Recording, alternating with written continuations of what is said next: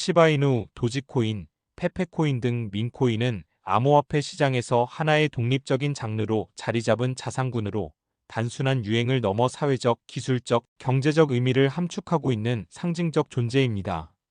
이들 코인은 모두 유머, 밈, 인터넷 문화 등에서 출발했지만 점차 실질적인 유틸리티와 커뮤니티 주도의 발전을 통해 진화해온 공통점을 가지고 있습니다.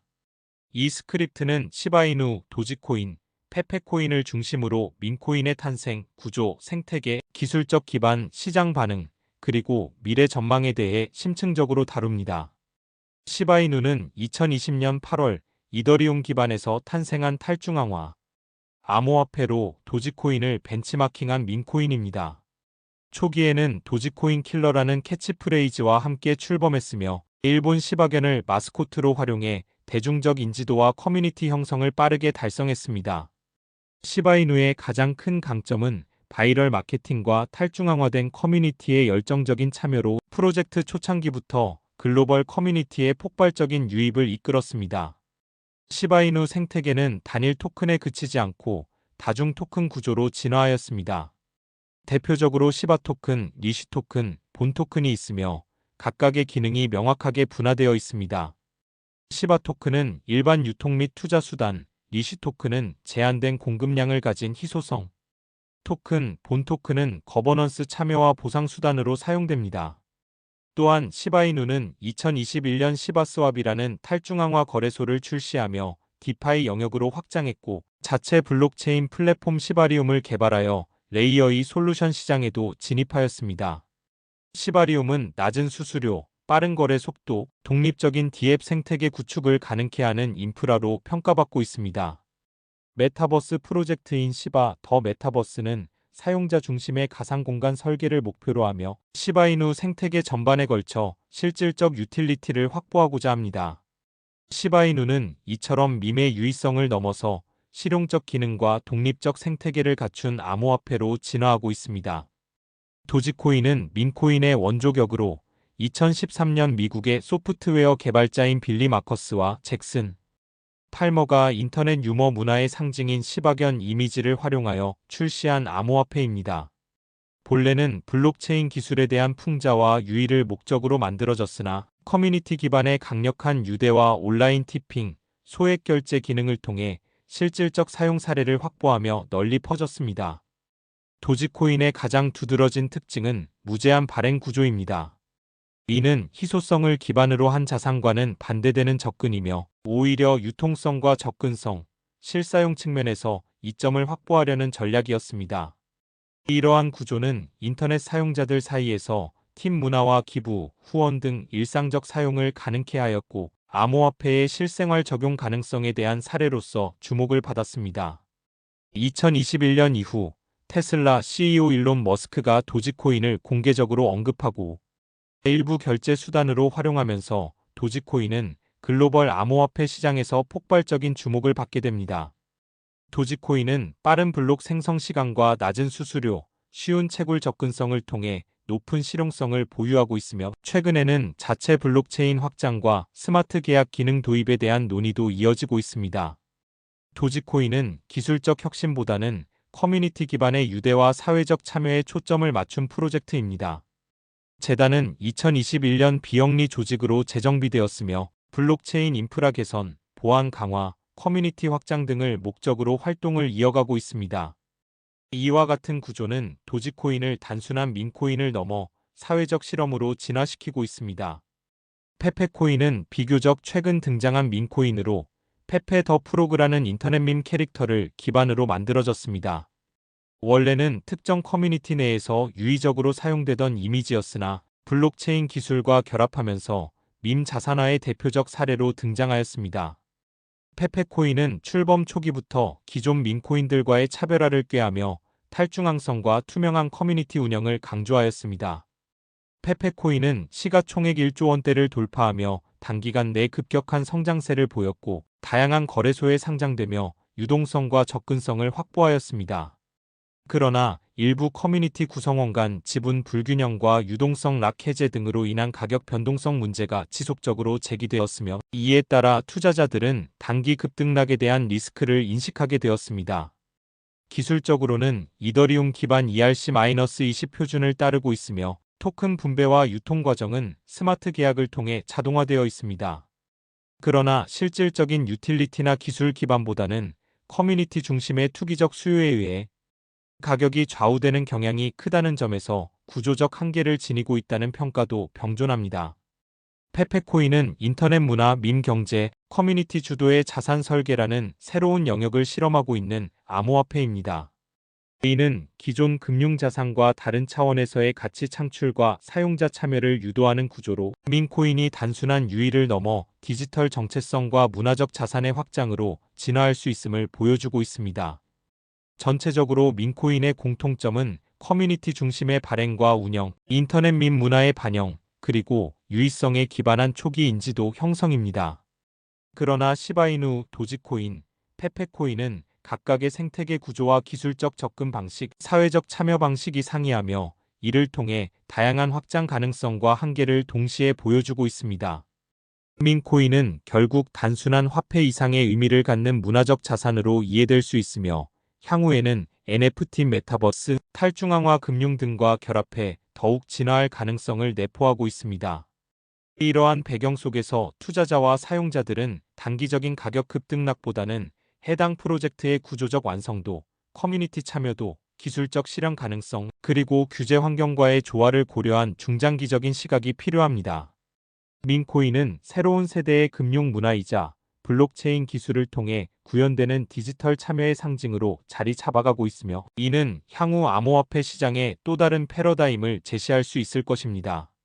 2025년 중반 국제 정세는 또 한 번 중요한 전환점을 맞이하게 되었습니다.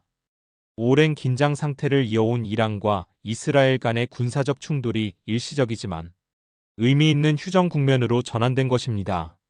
이 휴전은 단순한 군사작전의 일시 중단을 넘어 글로벌 공급망, 에너지 시장, 금융 시장, 특히 암호화폐 시장에까지 영향을 미치는 중대한 국제 정치 이벤트로 평가받고 있습니다.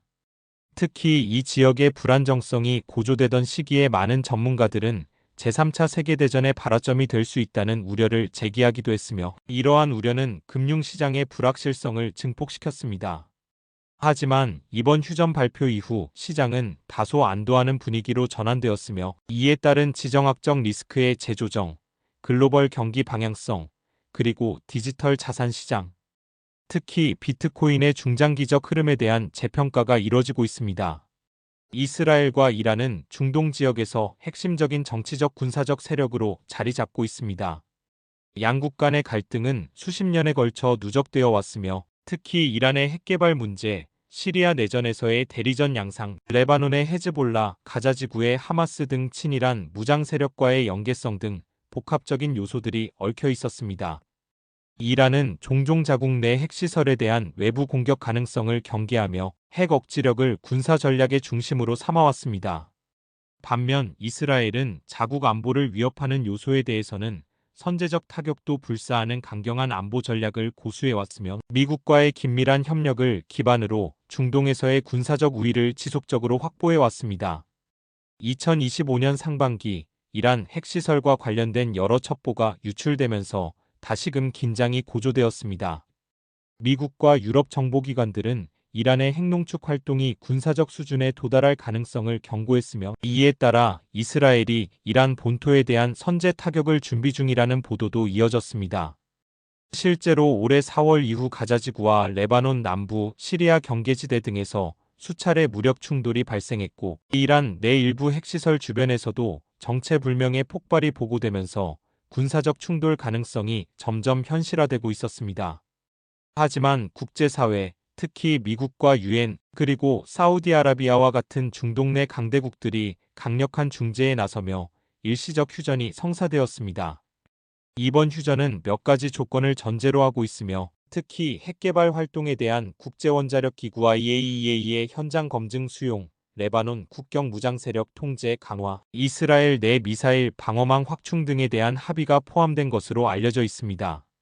이와 동시에 미국은 이란에 대한 경제 제재 일부를 조건부 완화할 가능성을 언급했고 유럽 국가들은 이란산 원유 수입 재개에 대한 가능성도 시사하면서 중동 원유 시장의 향방에도 영향을 미치고 있습니다. 이러한 휴전 발표는 단기적으로 국제 유가의 급등세를 억제하는 역할을 했습니다. 2024년 말부터 이어졌던 유가 상승세는 중동 불안정성과 러시아-우크라이나 전쟁, 장기화의 기인한 공급 리스크 때문이었습니다. 하지만 이란의 원유 수출이 제한적으로나마 재개될 경우 전 세계 원유 공급량은 일정 부분 증가할 수 있으며 이는 물가 안정 및 글로벌 인플레이션 압력 완화에 기여할 가능성이 있습니다. 특히 유럽의 경우 러시아산 에너지에 대한 의존도를 낮추기 위한 대체 에너지 전략의 일환으로 이란산 원유 수입 재개를 강력히 희망하고 있는 상황입니다. 다음으로 글로벌 거시경제에 미치는 영향을 살펴보면 이번 휴전은 전반적인 지정학적 리스크 프리미엄을 일부 해소하는 역할을 하고 있습니다. 미국 연방준비제도는 여전히 인플레이션과의 전쟁을 지속하고 있으며 금리 인하에 대한 기대감은 여전히 시장에 존재하지만 그 조건은 물가 안정과 지정학적 안정성이라는 두 가지 축을 모두 만족시켜야 가능한 것입니다. 이번 휴전은 후자의 요건을 충족시키는 요소로 작용하며 향후 금리 정책 변화에 대한 논의에도 영향을 미칠 수 있습니다. 한편 이번 사태는 비트코인을 비롯한 디지털 자산 시장에도 중요한 영향을 미쳤습니다. 2024년 말과 2025년 초 비트코인은 글로벌 지정학적 불확실성 속에서 안전자산 성격이 부각되며 강한 상승세를 보였습니다. 특히 전통 금융자산 대비 높은 변동성과 유동성에도 불구하고 비트코인은 금과 함께 위험회피 수단으로 선택받는 현상이 두드러졌습니다. 이는 미국 내 일부 기관 투자자들이 금과 비트코인을 동시에 포트폴리오에 편입하는 추세에서도 확인할 수 있습니다. 지정학적 위기가 고조될수록 분산 투자에 대한 수요가 높아지며 그 흐름은 디지털 자산 시장에도 긍정적으로 작용한 것입니다.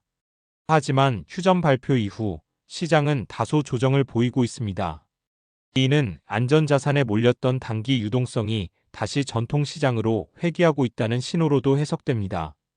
그러나 장기적으로 보면 비트코인의 안전자산 혹은 인플레이션 해지 수단으로서의 역할은 더욱 강화되고 있으며 중앙은행의 디지털 통화 CBDC 도입과 함께 블록체인 기반 자산에 대한 신뢰도 역시 상승하고 있습니다. 실제로 미국, 유럽, 일본 등 주요국들은 비트코인을 비롯한 디지털 자산을 제도권 내에 편입시키기 위한 규제 프레임워크를 가속화하고 있으며 이는 투자자에게 심리적 안정성을 제공하는 요소로 작용하고 있습니다. ETF 시장의 성장, 기관 자금의 본격 유입, 채굴 산업의 구조 변화, 그리고 미중 패권 경쟁 속에서 비트코인을 활용한 외환 해지 수단으로서의 가치 등 다양한 요인들이 비트코인의 향후 흐름에 영향을 미치고 있습니다. 특히 최근 들어 미 국채 수익률 변동성과 연동하여 비트코인 가격이 반응하는 경향이 강해졌다는 점은 이제 비트코인이 더 이상 비주류 자산이 아닌 글로벌 금융시장의 하나의 축으로 편입되고 있다는 사실을 반영합니다.